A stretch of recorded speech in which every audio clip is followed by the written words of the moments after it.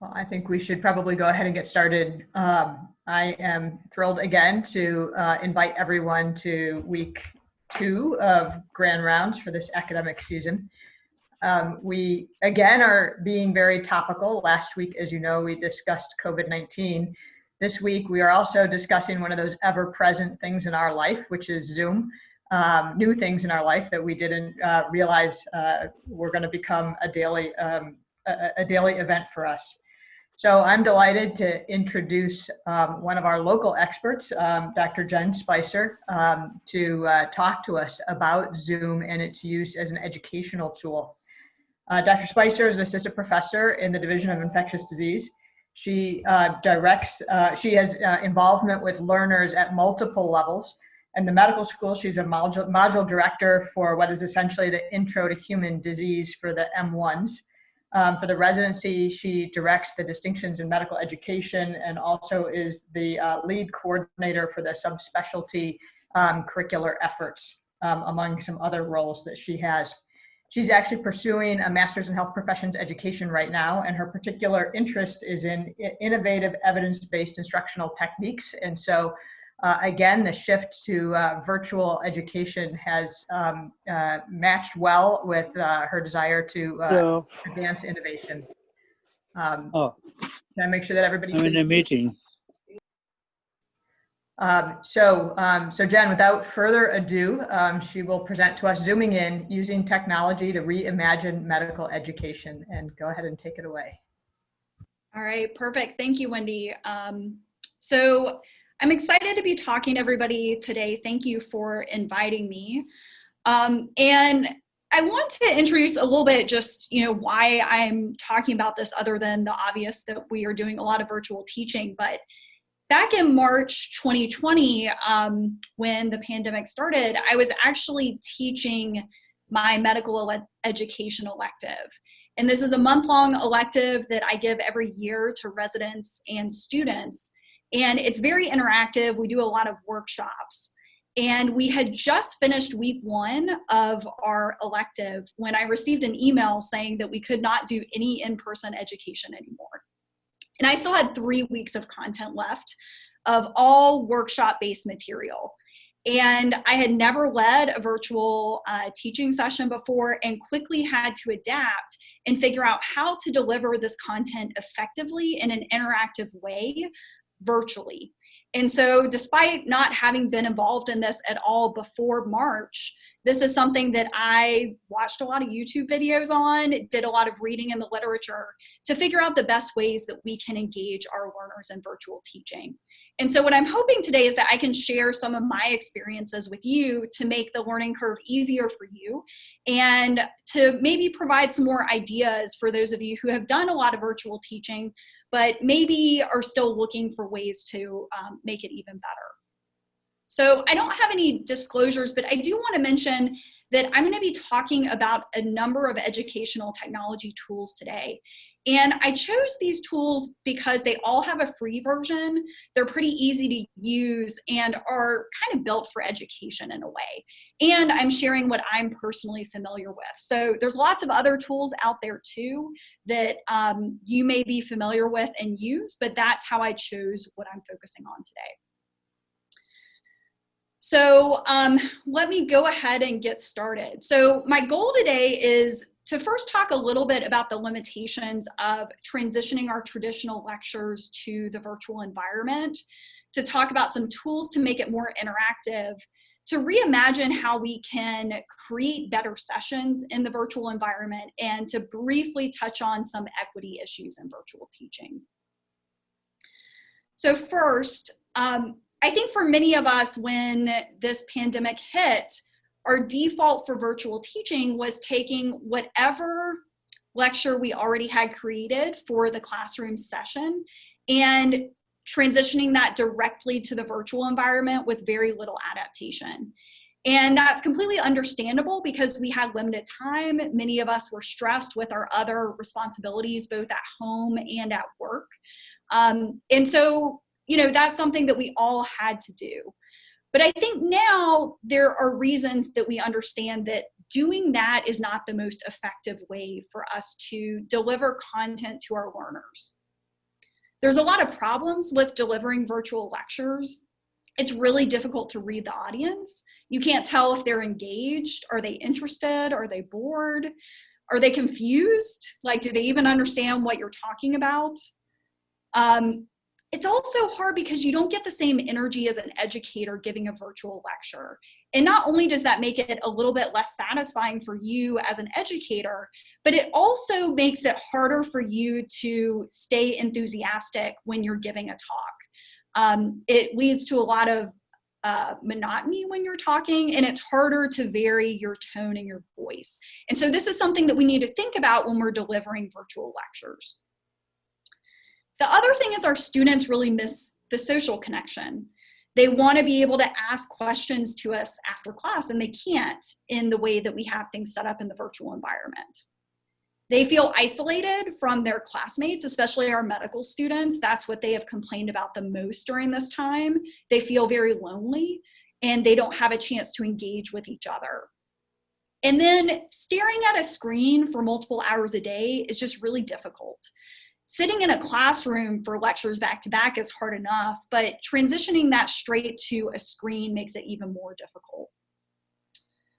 This is part of the reason that MOOCs actually somewhat failed before this time. And I don't know how many of you guys were familiar with MOOCs, but these were these massive open online courses that were put together by a number of universities. And we have some that we have created here at Emory on Ebola and some other topics in some of these virtual environments.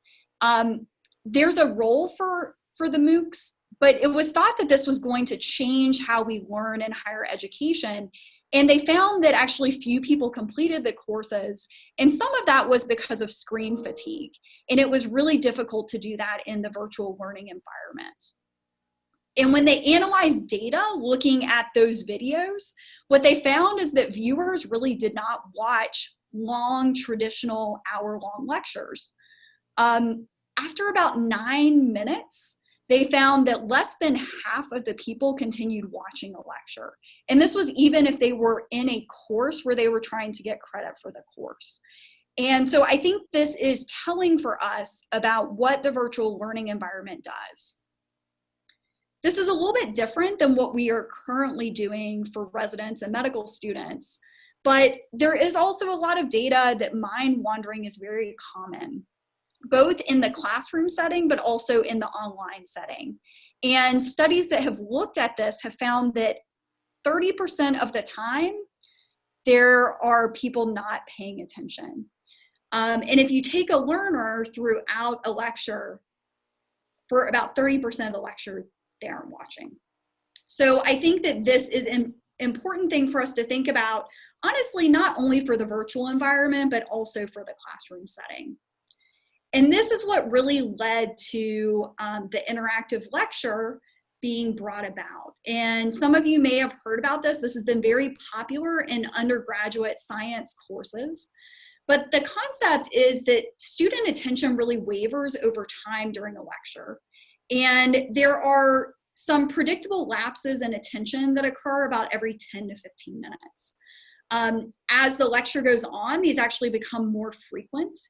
And so the idea is to add in short activities to bring people's attention back to the lecture. So this may be adding in polling or audience response systems, having people discuss with a partner for 1 or 2 minutes, having little small writing exercises that take about a minute. But all of this brings people's attention back to the lecture to continue learning.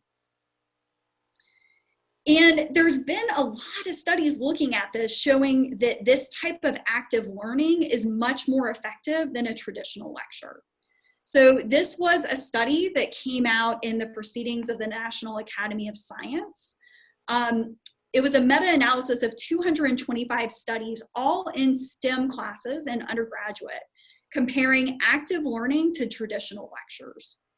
And active learning was defined as anything where students were engaged. So that could be a lecture that had audience response incorporated into it, or it could be group work, problem solving with worksheets, anything that required people to do more than just sit and listen. And what they found is when they took a standardized test, there are these concept inventories, and these are standardized tests for different subjects, that people scored 0.5 standard deviations higher on that if they were in the active learning classes on average. This is actually a really huge effect for an educational intervention. And after this, many universities have changed to have their undergraduate science courses be active learning. So I think at this point, there's a lot of evidence for this, both in the classroom, but I think that this can actually inform a lot of what we do in the virtual teaching setting too. So what I want to spend the bulk of the session on today is talking about some of these tools that you can use for interaction in the virtual environment. Now, because this is a Grand Round session, I have not integrated the tools in like I normally do when I do faculty development sessions on this. I think that it's difficult when people are eating lunch to also get people involved in the interactive tools.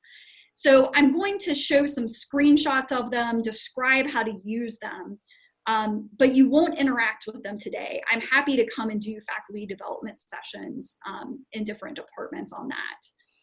The other caveat is I'm not going to provide step-by-step guides on how to do this.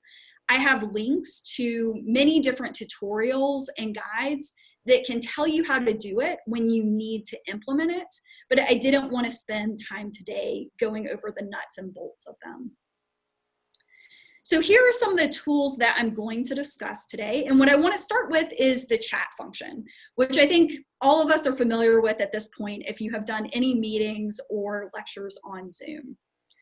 So the video conferencing chat feature is really easy to pull up.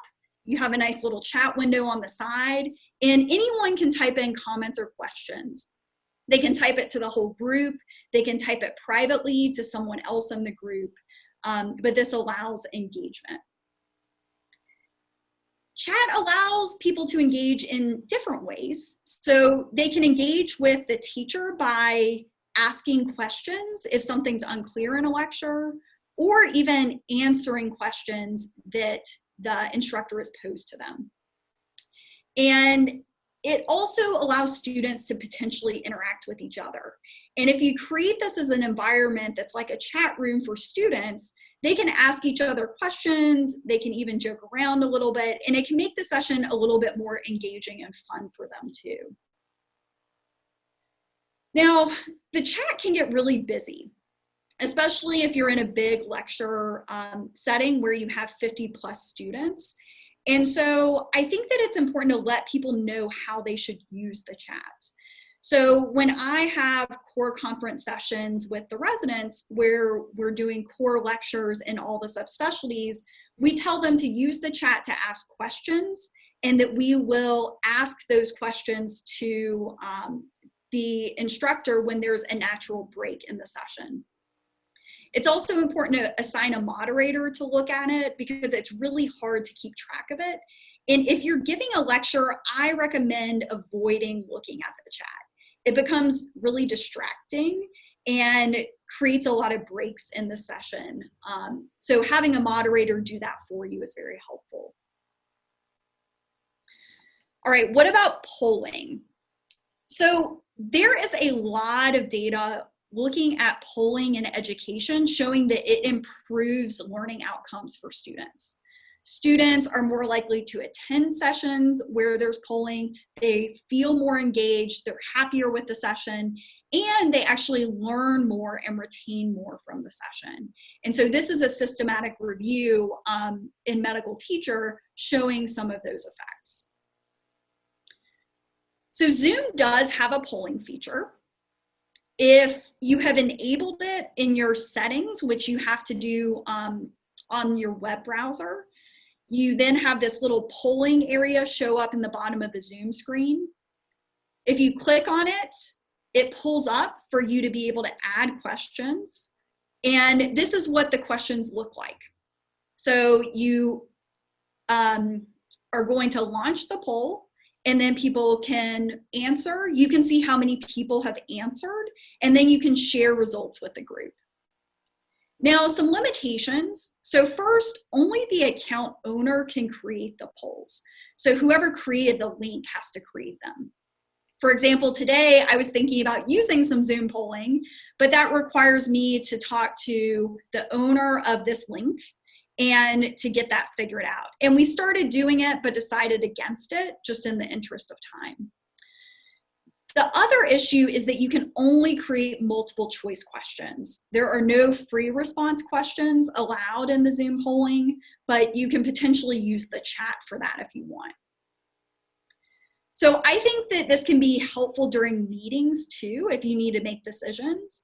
And there's actually a Zoom polling guide for meetings that I've linked to here if you're interested in learning more about the nuts and bolts of it.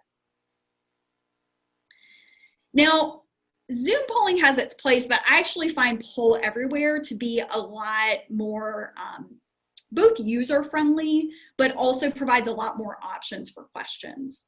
So you can see here, there's probably, I don't know, 15 to 20 different question options that you have. And I'm going to go over a few of the different question types that you can use. Emory does have a subscription to Poll Everywhere, so you actually have access to the advanced features if you just get added to the institutional account. I know through the medical school that the instructors can get added. So first, you can ask multiple choice questions, just like in the Zoom polling. The one caveat is you can only ask people to pick one response. You cannot have people select multiple responses. Here is how people join. So you can see at the top, if I was using Poll Everywhere in this session right now, you could either join via your web browser, or you could use your mobile device, your phone, to text JSpicer to that 5-digit number. I'm not going to be using the polls today, but that is a pretty easy way for anyone to join, regardless if they're on their computer or their phone. You can ask open-ended questions in Poll Everywhere, and there's lots of different ways that you can display options. So one option is the word cloud. And in the word cloud, the bigger the word is, the more people who have responded with that answer. The one trick with the word clouds is you cannot have spaces in your choice, or it shows up as 2 separate words. So that's one of the small caveats of using it. Another option is the ticker, and this just has all of these answers kind of flowing in one after the other, just like you would see it on a spreadsheet. And then probably my favorite option is the ability to do up and down voting. So I find this really great to use for a differential diagnosis during a case conference, for example. You pose a question. These choices here were typed by the students. So they added these in as free response, and then they can up and down vote other people's responses. So as a learner, what you see is this screen. You enter your responses there, and then you have the ability to up and down vote different options. So I think especially for case conferences, this is a really great way to encourage participation from the audience. There's also the option to do rank listing within Poll Everywhere. So I do a session on study techniques with the medical students. And before I teach the lecture, I ask them what techniques they're currently using to study. And I have them rank all of these different choices here. And they can click and drag these choices up and down to rank them. And then this is what I see when I share the results. I can see what ranked first, second, third, fourth, etc. So this is another question type that you can use. And then the last one I'm going to show is the clickable image. So during my medical school course, we talk about some basic pathology concepts, and one of them is discussing granulomas. They've also just learned about immunology, and so I asked them to click on the area of the granuloma where the T cells are located. And you can see here, all of these little green icons is a different student clicking on the picture. So if you want to teach with pathology or radiology, this can be a great way to incorporate images into your teaching too. So I think there's some things to think about when you're using polls. Just adding questions in doesn't mean that it's going to be effective learning for the students or residents. And so I think the first question you have to ask yourself is, why are you adding the question? What is the value added from that question? So let me give you an example. I teach a lecture on malaria to the second-year medical students. And I teach them about the different Plasmodium species and which red blood cell life stages they can infect. So a question I could ask them after this is, what type of blood cells does a certain Plasmodium species infect? And this would be just basic recall. So if they were paying attention, they would be able to answer it. Now, that may be effective in helping them remember that point, but an even better way to ask a question would be asking them to apply that information in a clinically relevant manner. So for example, what I ask them instead is, which Plasmodium species would you expect to result in the highest level of parasitemia? This requires them to recognize that only Plasmodium falciparum can infect all of these different red blood cell types, and that applied information helps them remember it too. So the same types of concepts of how to create good questions on a test apply to creating good questions for polls. Another concept that's a little bit unique to polling as opposed to testing is that the idea of when you should ask a question during your teaching session. Do you want to ask it before you teach a topic? That may help you understand, what do learners already know coming into your talk? What is their baseline knowledge, their baseline attitudes? When I do faculty development sessions on interactive teaching tools, I actually create a poll asking people to respond with which tools are they familiar with. And that helps me tailor my talk to the audience who's there. During a case conference, you may want to be asking questions throughout to guide the discussion. You ask polling questions, what history questions do you want to know? What's your differential diagnosis? And again, that can guide what you end up talking about. Or you can ask questions after to check knowledge and attitudes. And especially if you're teaching brand new material, that's probably the best way to do it. Because if students have never seen a topic, then you're going to have to ask about it after you've taught it. However, for residents and fellows, they've had exposure to topic in the clinical setting. So I actually tend to ask them questions before I teach it to let me know how much detail I need to go into for my talk. And then lastly, think about what question type is best. Is it a close-ended question, or do you want to ask something open-ended? Do you want people to have to select between a couple different treatment options, or do you want them to have to come up with it on their own? And so this will drive what type of question you choose. So if you want more tips on how to create effective polling questions, this article that I listed here has some really great tips.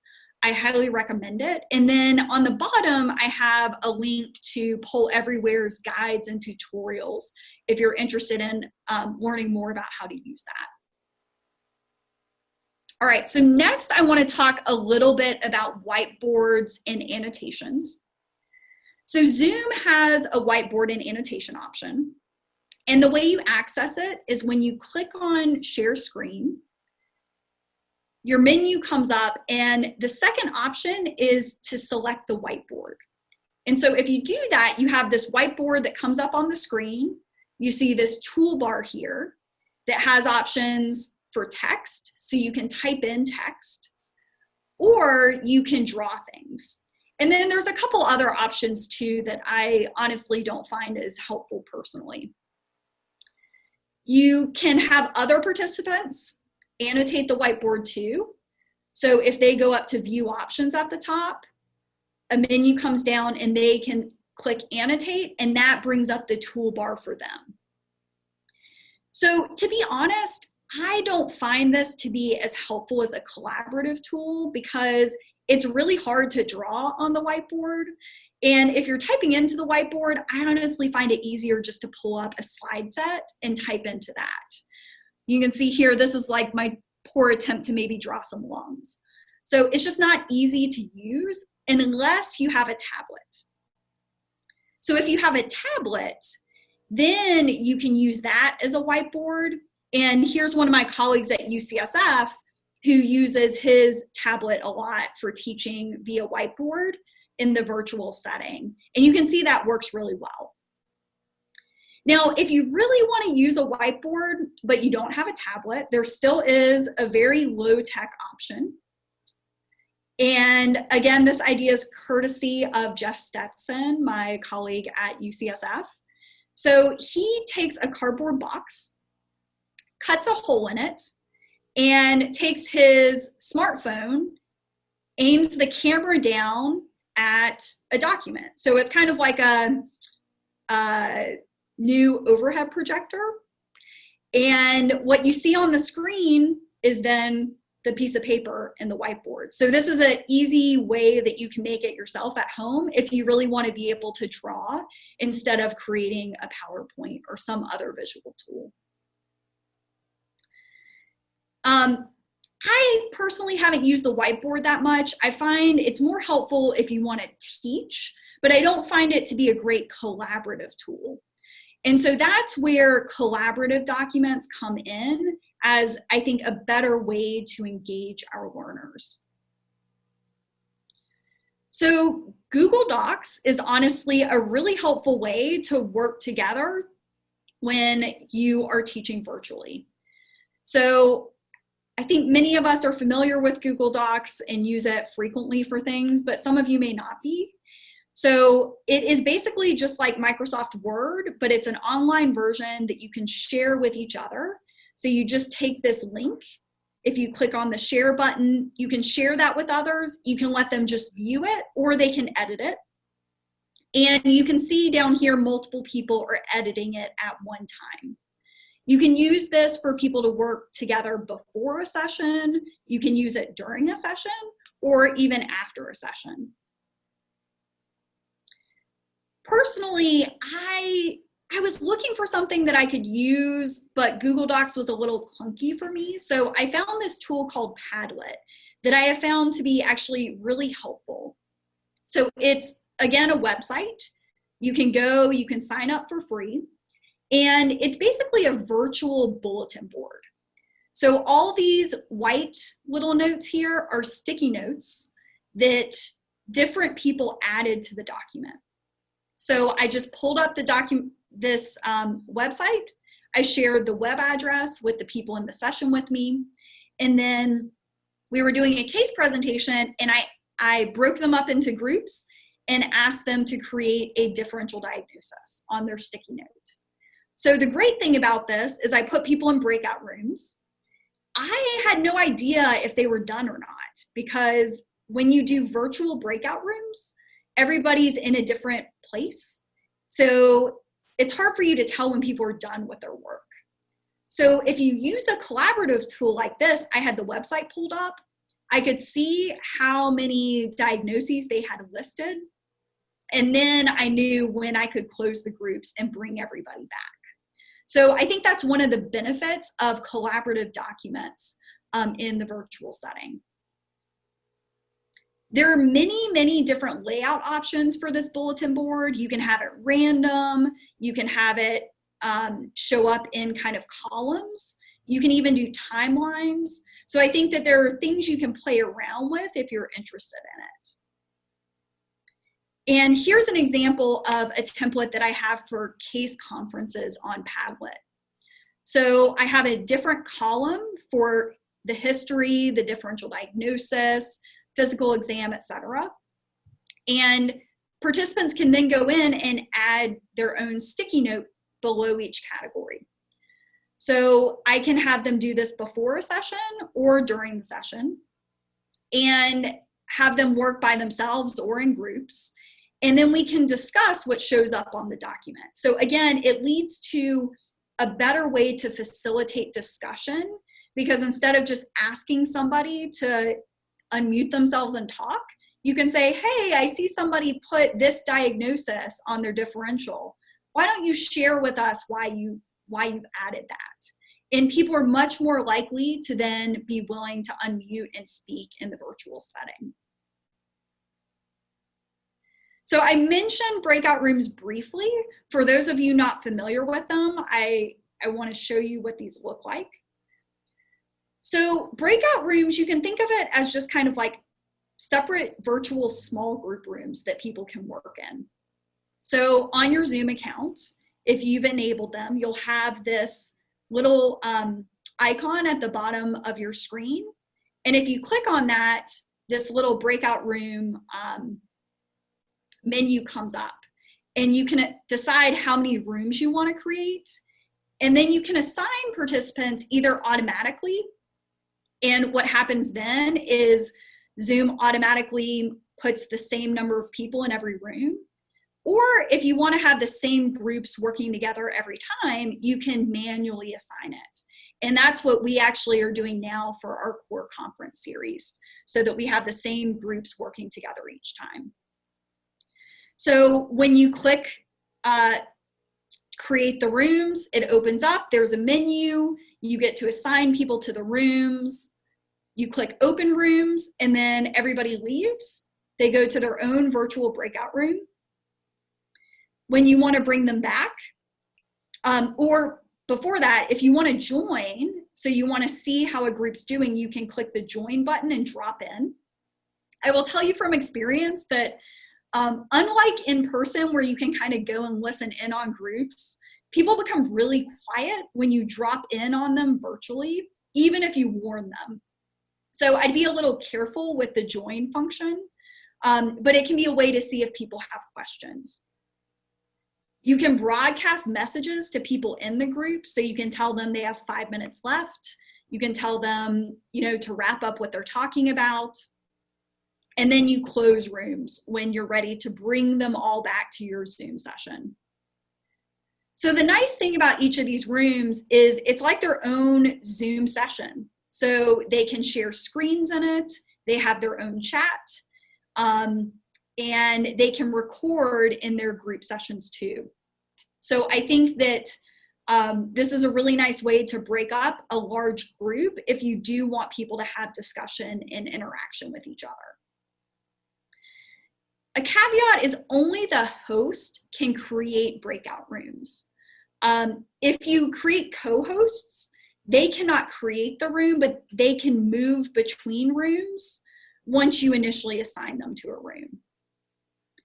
And I think this is also a great tool to use in meetings. So if you have a meeting and you want people to discuss something, breaking them up into pairs or 3 or 4 people makes them much more likely to discuss things. And then you can come back as a larger group and ask groups to report out what they shared. All right, so now I want to talk about how can we use these tools for our teaching. So which tool you are going to pick depends on a number of things, one of which has to do with some of the session factors. So class size, if you're teaching with 100 people, then polling may be a more effective way to engage people than using a collaborative document and having everyone typing into that. There's no way you're going to be able to keep up with what everybody answers. Now you can move them in breakout rooms and then use a collaborative document in the groups. But if you're giving a large lecture, then polling is probably your best bet. It's important to think about how much anonymity is going to matter to participants. If you are coming in and teaching to a group who doesn't know you, then they may be uncomfortable speaking up in the virtual setting. They may not want to type things into the chat where they're identified by name, especially if they're answering a knowledge-based question. So this is where using polling features are anonymous, and using some of the other anonymous tools can be helpful. Who your learners are also makes a difference in what you choose, both in terms of how safe they feel speaking up and answering and discussing with you, but also in terms of what options you have available. So if you're teaching a brand new topic to medical students, then you're not going to be able to have them go and do all of these fancy group activities until you have taught them something first. So that's when polling may be a good option, or have them do something before class, and then during class you do group work. And finally, the teaching method, whether it's a lecture or a discussion group, again, is going to guide whether you use breakout rooms, polls, etc. So I want to give some specific examples of how to apply these tools to our two most common teaching methods, which are lectures and case conferences. So we've already talked about how in lectures, it's important to intersperse things throughout the lecture. You don't want to have things clumped all at one end of the lecture, because this is really a way to engage people throughout the talk. So a way to do this may be to teach like 3 main sections of your talk, and after each section, do some type of activity. It can be an open-ended question and you have people type into the chat. It can be polling where you ask a couple questions. It can be breakout rooms and you have people kind of discuss or apply that information to a case in a breakout room. And you can chunk your lecture into 15 to 20-minute increments and do it this way. Now, I recognize this means that you don't have as much time to teach, but I'll tell you that what you teach is going to stick with the learners much more than if you delivered more content during this time. The activities can be polls, chats, collaborative documents, and again, think about if you want to use breakout rooms. So I lead our Residency Core Conference series, and this year we started with Jason Cobb delivering and creating the nephrology core curriculum. And he was the first person to have to figure out how to do this in the new virtual learning environment. So the method he used was to teach a topic for 15 to 20 minutes. And then he used questions, either mix-up questions or these NEF-SIM cases, which are these great cases that you can walk through and answer your differential and different things like that. So initially, we were asking residents to answer by unmuting themselves or using the chat. And that ended up being a bit of a disaster. So some lessons we learned from this is, one, the microphone just takes too long. It takes people a while to decide they want to talk, and then to unmute, and then to speak, and then remute. And then in the chat, we found that only people who were confident in their answer would provide an answer. And this really limited responses, and it wasn't possible to see how much the entire group knew to help figure out how much of this topic do we really need to talk about. So we ended up using Zoom polling instead for the questions, and this ended up being really effective. We found that, you know, the residents really liked the questions and the cases, and increasing those in frequency and spreading them out was helpful. And that, again, we needed somebody to keep track of the chat. So that's now either my job or Liz McCord, one of our chief residents, who watches the chat and asks questions at the appropriate time. So then, based on what we learned from that experience, Jason Brown from the Division of Gastroenterology was the next one up to deliver Core Conference. And he decided to create these small mini cases, and we put residents in breakout rooms. We didn't teach them anything in the beginning. We picked cases that were things that they should have some familiarity with and had them discuss together. They came back as a big group, and we called on groups to share their thoughts. Then we did new cases in breakout rooms, and then came back and did a mini lecture based on that. So this was nice because it broke up the time into a lot of different chunks. It kept people engaged. And some things we learned from this is, first, the virtual setting is a little bit different when you're asking questions to people. So when you ask someone to share their thoughts, be a little careful about going back and forth and asking them follow-up questions, because it's difficult to read body language on Zoom, and nobody can kind of jump in and save that person if they're getting really flustered. And so I think that we decided we would ask like one question, and we would avoid asking follow-up questions to an individual. It's important to set expectations of like what's going to happen when they come back. So we would tell the residents that we were going to call on groups. They should have a spokesperson, and we did not expect them to get the answer right. The whole purpose was learning. And setting that frame was important for getting people to feel comfortable participating. And then we also learned time goes by really fast in these types of sessions. And so having your moderator also keep track of time is really helpful. All right, now case conferences. So I think there are different types of case conferences we have, and considering the goal of it is helpful to figure out which tool is going to be best. So there's the expert case conference, which is like a CPC, where you're trying to hear an expert tell you their thought process. And then there's something like morning report, where you want learners to really engage with the topics. And these should be structured differently. So for an expert discussant, you're probably going to have pre-created slides walking through the case and just have them discuss over the microphone. Whereas with a learner-driven content, you probably want to have a slide that you're editing as you go, or a whiteboard or something where you're adding information based on what they asked. And then how you engage people is different. With an expert discussant, there's a little bit less engagement of the learner. So maybe you encourage them to use the chat to kind of add their thoughts. You have learners who want to be discussants or kind of provide their thoughts, or you can use polls to create a differential diagnosis.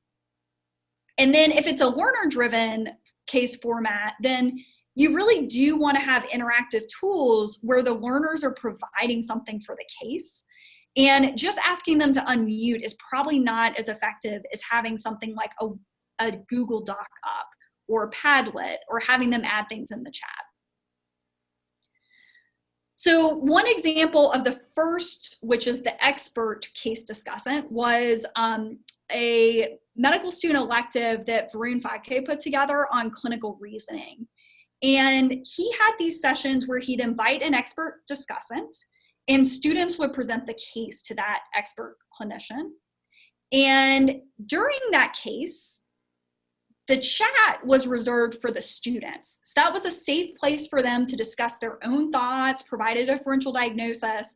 And then there was a moderator there who would watch the chat and stop the discussant at different times and kind of ask them about things that showed up in the chat. So that was a really effective way to engage students in the discussions. Then there are learner-driven cases. So for example, the medical student problem-based learning. So in these sessions, there's about 8 to 9 medical students. And even with these small groups, the students know each other really well. You know, they are happy speaking up, but I have found it really hard to get them to talk in these virtual sessions. The muting and unmuting takes forever for somebody to decide they're going to talk, and there's lots of awkward pauses. So there's a couple ways to handle this. One is, again, having a collaborative document. And either before the session or during the session, you have people add their thoughts to the document. And then again, you can ask them specific questions based on the document. It's quicker, and then people are more likely to unmute and provide their thoughts.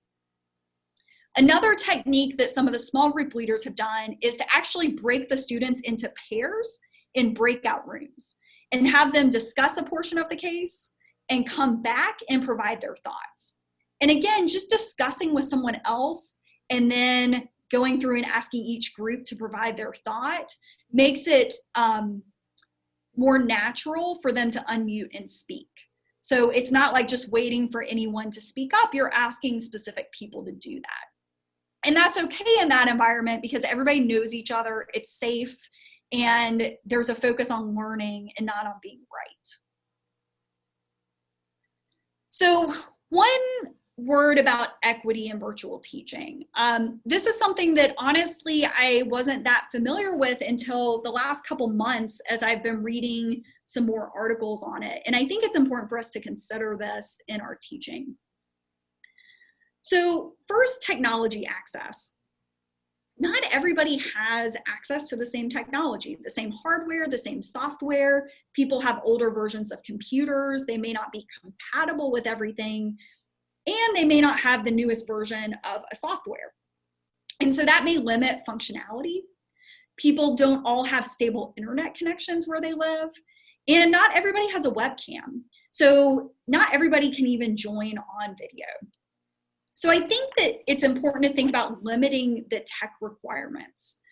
So all of the tools that I have shared with you today are things that people can access via the internet. They don't need to download things or have it on their device. So I think that's very helpful.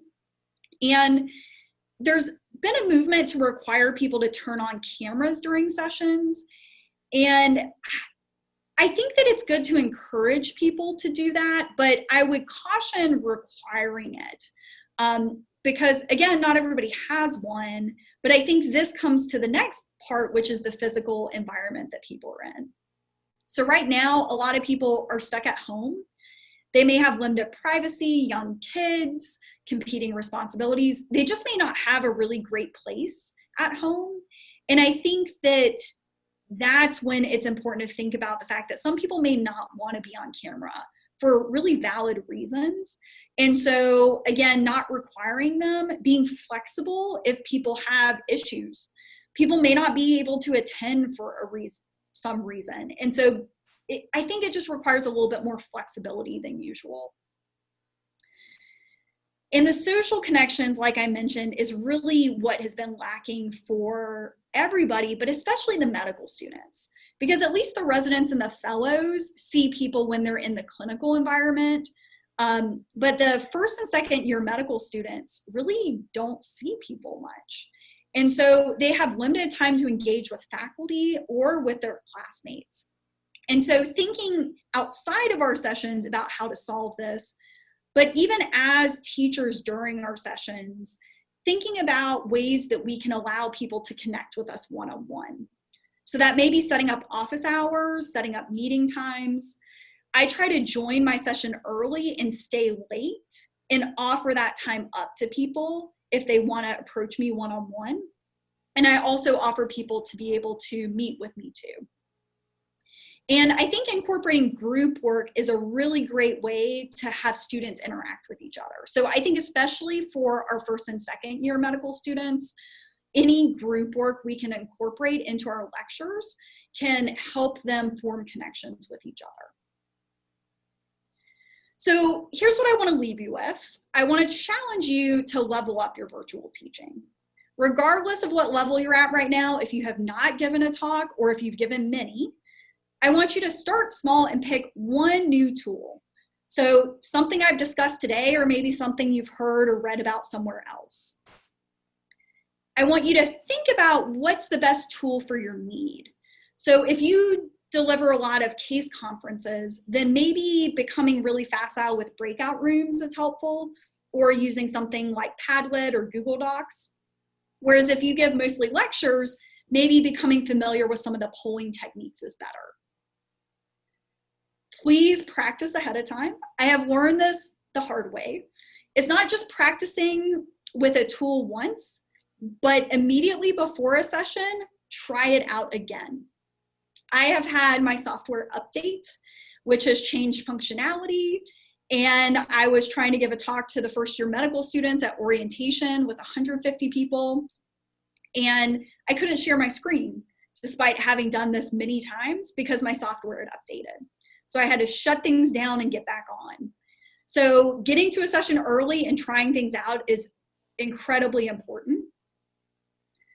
Invite a moderator to help. So either somebody in the session who can watch the chat, somebody who can keep time for you, even if it's just a student who's helping to moderate. I think that that helps take your mind off of that during the session. And then get feedback from participants. We're all learning here, and I think that the best way to get better is to find out what is and isn't effective in your learners' minds. So I ask the residents after every core conference to contact me, to contact the speaker, to contact Liz McCord. We have anonymous evaluations too, and we look at those every week and we tweak things for the next session. So I think this is one of the best ways to get better at this, and to ask them if they've seen tools that they think you should incorporate. So the challenge I'm going to leave you with is to, again, pick one tool and integrate it into your next session. And I'm happy to take any questions that anyone has.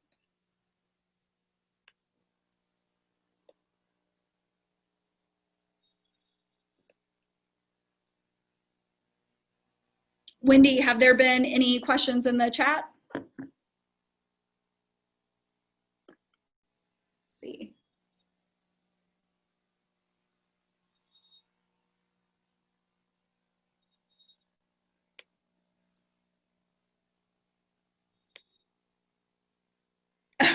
Okay, no problem.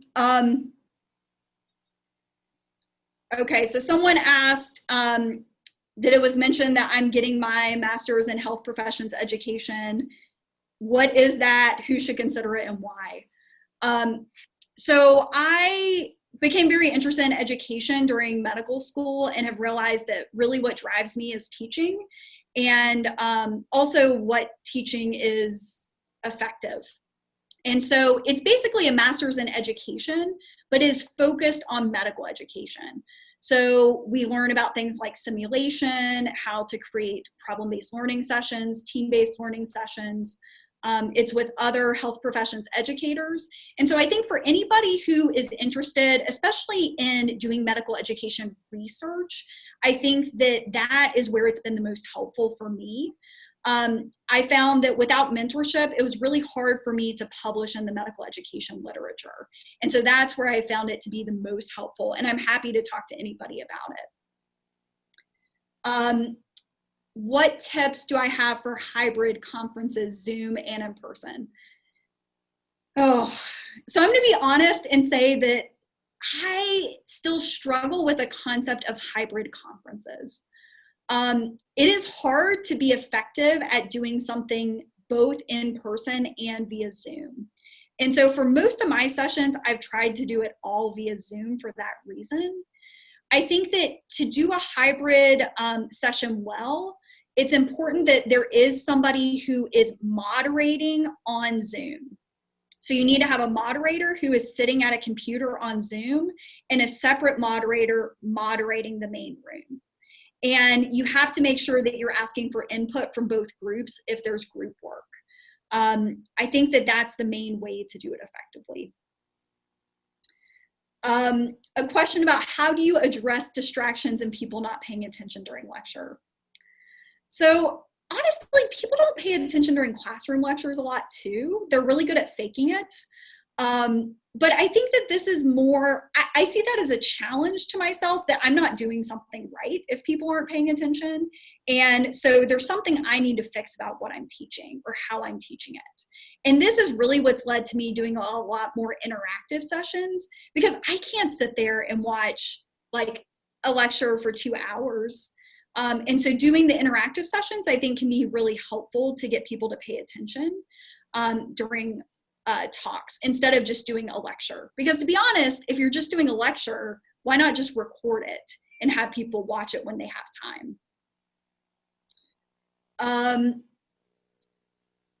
Let's see, Dr. Manning, I see you asked about the MedEd Swag team and partnering on virtual platforms.